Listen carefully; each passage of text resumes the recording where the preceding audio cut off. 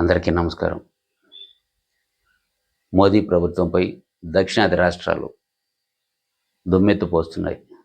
నిన్న తమిళనాడు ముఖ్యమంత్రి స్టాలిన్ తీవ్రంగా విమర్శలు చేశారు. తమ రాష్ట్రానికి రావాల్సిన విద్యాశాఖ నిధులను సుమారు 2,500 కోట్లు కేంద్రం అడ్డంకి పెట్టిందని తీవ్ర విమర్శలు చేశారు.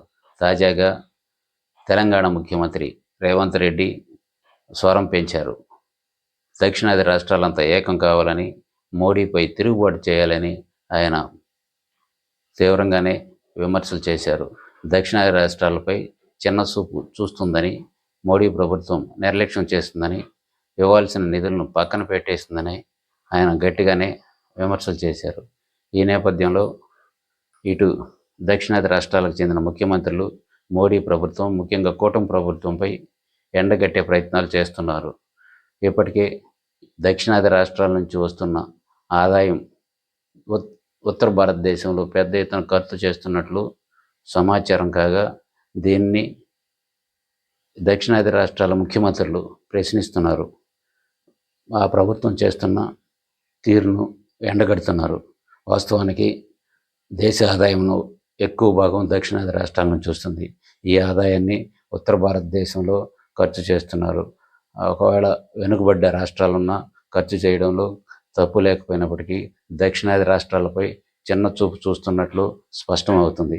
ఇందుకు తమిళనాడుకు రావాల్సిన సుమారు 2,500 కోట్లను విద్యా నిధులను ఆపేయడంపై అక్కడ ముఖ్యమంత్రి తీవ్రంగానే మోడీని, ముఖ్యంగా కూటమి ప్రభుత్వాన్ని విమర్శించారు.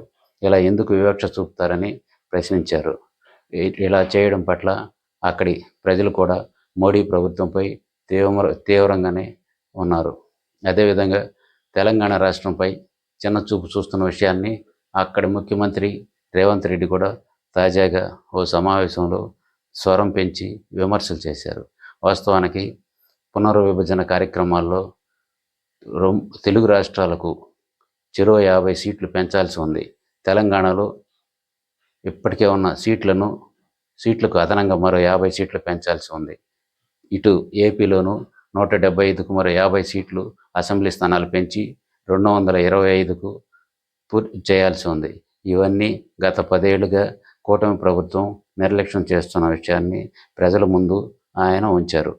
వాస్తవానికి విభజన చట్టంలోని అసెంబ్లీ స్థానాల పెంపు ప్రస్తావించారు. అప్పట్లో చట్టం కూడా చేశారు.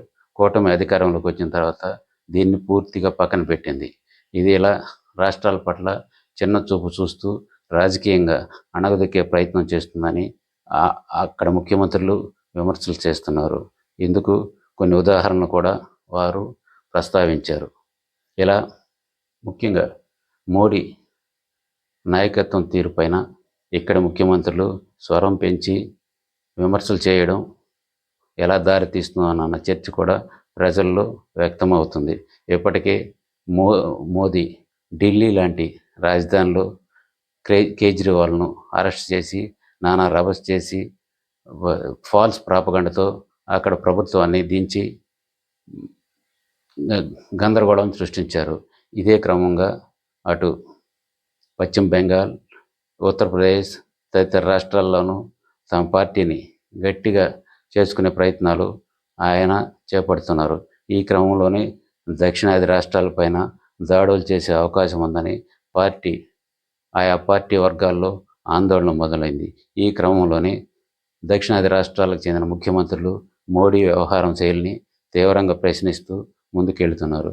ఇది మున్ముందు ఎలా దారితీస్తుందో వేచి చూడాల్సిన అవసరం ఉంది. ధన్యవాదాలు.